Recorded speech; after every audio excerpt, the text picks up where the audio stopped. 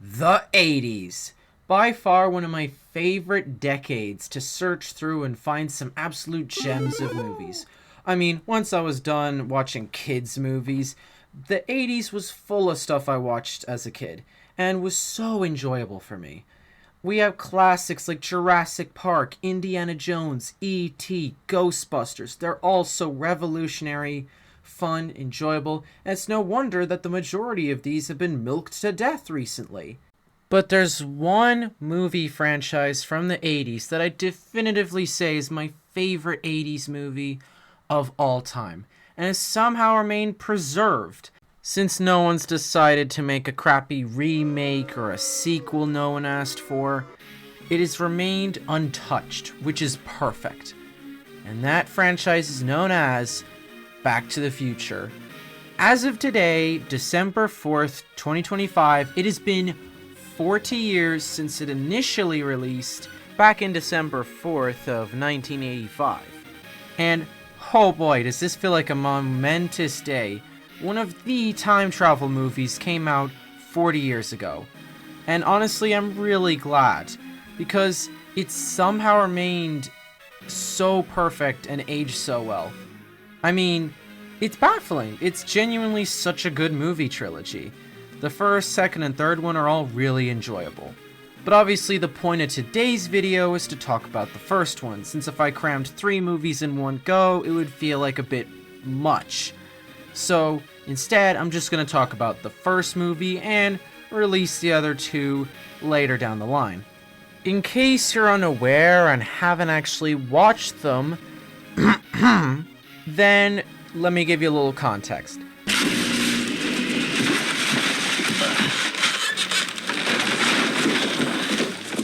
Back to the Future was a movie made by Robert Zemeckis.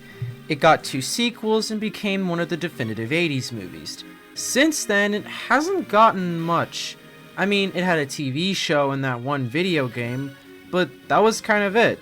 I mean, Robert Zemeckis has clearly stated he doesn't want it to continue, and I'm pretty sure until the day he goes 6 feet underground, we're never gonna get anything more, and that's completely fine. Most times when they try to revive an 80s franchise, it ends poorly. But Back to the Future has remained basically the same since its initial release. So, I think it's about time I give a bit of a recap and my thoughts on the movie. So at the beginning of the movie, we meet Marty McFly, a typical teenager with rock star aspirations, a very hot girlfriend, and typical teenage problems. And the fact that his dad's a bit of a wuss, since his old high school bully Biff has been pushing him around his whole life. You might want to keep that noted, just in case. And after a brief history lesson on how his parents met, Marty ends up meeting with Doc at the Twin Pines Mall at about 1 a.m. And we get gifted with a very memorable scene of the DeLorean being revealed for the first time. It is quite obvious that this DeLorean has become very famous. I even took a photo of it while I was in Universal. Quite a memorable moment. And so after a brief test, we see that it is in fact a time machine after Doc Brown has his dog travel to the future by exactly 1 minute. And this experiment goes really well, proving time travel is in fact possible. And the way I see it, if you're gonna build a time machine into a car, why not do it with some style? Unfortunately for our 2 friends here, the terrorists who wanted Doc to make a bomb out of the plutonium found him and started to chase after them, and ended up shooting Doc Brown. Marty quickly escapes into the DeLorean and tries to get away. However, he hit 88 miles per hour, which meant he ended up getting sent all the way back to November 5th, 1955. And after hiding the DeLorean, he realizes that Hill Valley is completely different. It's much newer, cleaner, but also less advanced. Plus, everything's cheaper, which honestly isn't a bad thing. After trying to find Doc Brown, he ends up bumping into his father and Biff. Well, the younger versions of them. And similar to how George was a wuss in 1985, he is still a wuss in 1955. It is quite obvious that he has no guts whatsoever. After the confrontation, Marty continues to follow his father and He's a peeping Tom. also ends up saving his life by preventing him from getting hit by a car. That might not be a good thing. Marty wakes up and sees his young mother beside him, and okay, maybe this is a little uncomfortable, but anyway, he ends up meeting his distant relatives, and after a very awkward dinner, Marty ends up finally finding Doc. And, of course, doesn't believe he's from the future, but after proving it by telling him the story of how this very day, Doc invented time travel. And we run into a slight issue. You see, the DeLorean may run on normal gasoline, but the flux capacitor runs on plutonium. And since we don't really have much of that in 1955, Marty's stuck here. Obviously, there's gotta be some other way. But then, Marty gets an idea after Doc's choice of words. Lightning. They need 1.21 gigawatts to power the flux capacitor, and the only thing that can power that is a bolt of lightning. And they know exactly when one will strike. At the clock tower, 1955, November 12th. Next Saturday night.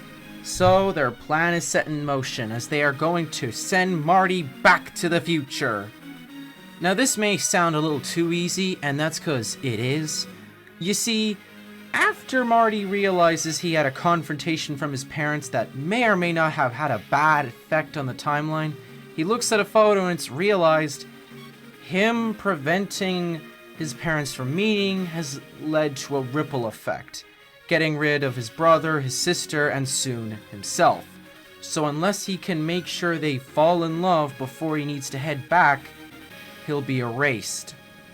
Marty tries to help George ask Lorraine to the Enchanted Under the Sea dance, because apparently that's where they're meant to kiss.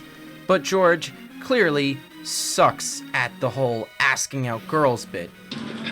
Nothing's coming to my mind. Jesus, George, it was a wonder I was even born. What? And after a failed attempt where Biff comes in, and we get the second best punch scene in all of cinema. All right, punk. Now I'm gonna... Whoa, Biff. What's that? He also accidentally invented the skateboard. Wow, look at him go! After that, Biff trashes his car, and Lorraine is even more infatuated than before, which... God, okay. Kinda weird, but gonna ignore that.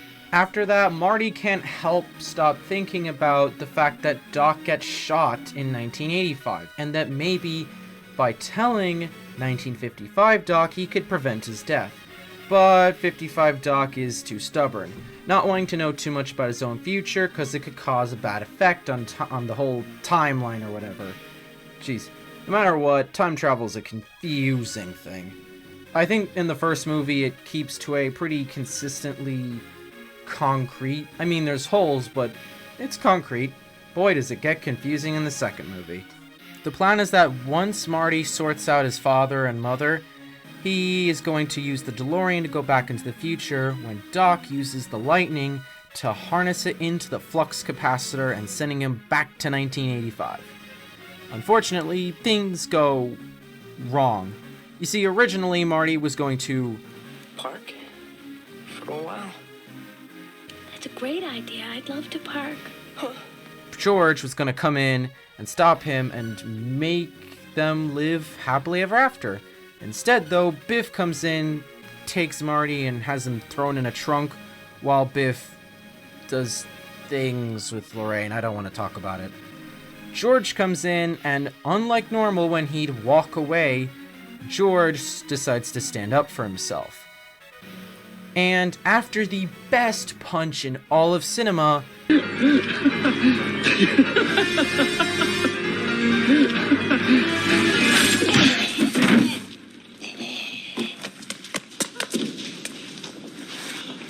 Lorraine and George have fallen in love. Well, not quite yet. Marty's still disappearing, apparently. So he still needs to get them to kiss, but since one of the musicians got injured, unless someone can play guitar, there's no hope. Good thing he can play guitar. So after a quick jam sesh, George ends up kissing Lorraine, and everything is back to normal. And after Marty brought them Johnny Be Good, he went back to Doc and got ready to travel through time. And after a couple of shenanigans with Doc refusing to listen to Marty about his future, and the DeLorean apparently not bothering to run, and the fact that the whole wiring for the lightning is all over the place, honestly a pretty intense scene. It all accumulates to the right moment where the DeLorean is sent back to 1985. Marty, however, said it a few minutes before he went back. That way he could go back and warn Doc about getting shot by the terrorists. Unfortunately, he doesn't make it in time, and Doc is shot by the terrorists once again. After his past self goes to 1955, he rushes over, and it's obvious Doc is no good. You're alive. Apparently, Doc used a bulletproof vest to save himself. And it turns out that the letter Marty made to warn him, Doc kept for 30 years. What about all that talk?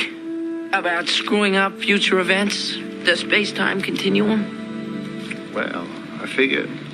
What the hell? Though when Marty wakes up the next morning, it seems things are a little different. First off, his parents are much happier now, and they are in a good relationship. And secondly, he's no longer working for Biff. Instead, he is now a successful sci-fi author. And as for Biff, he is now an auto repair mechanic who is now a bit of a wuss, and George can finally stand up to him for once. And thirdly, Marty has an awesome truck. And so Marty appears to have gotten a major upgrade in his life, and things are looking up for him. Then bam! Doc shows out of nowhere and is like, "We have to go to the future to save your kids!" And the car also flies for some reason. What a way to end a movie, am I right? So, after watching through the movie for like the millionth time again, I can still definitively say I really enjoyed it.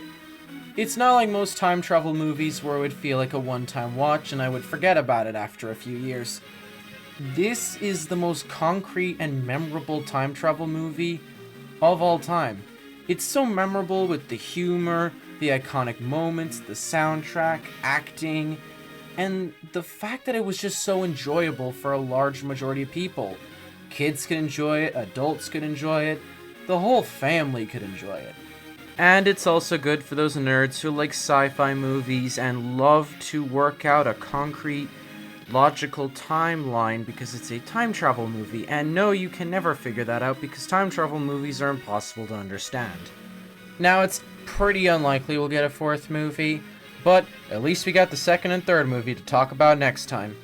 And happy 40th anniversary to one of my favorite 80s movies of all time. And I'll see you next time.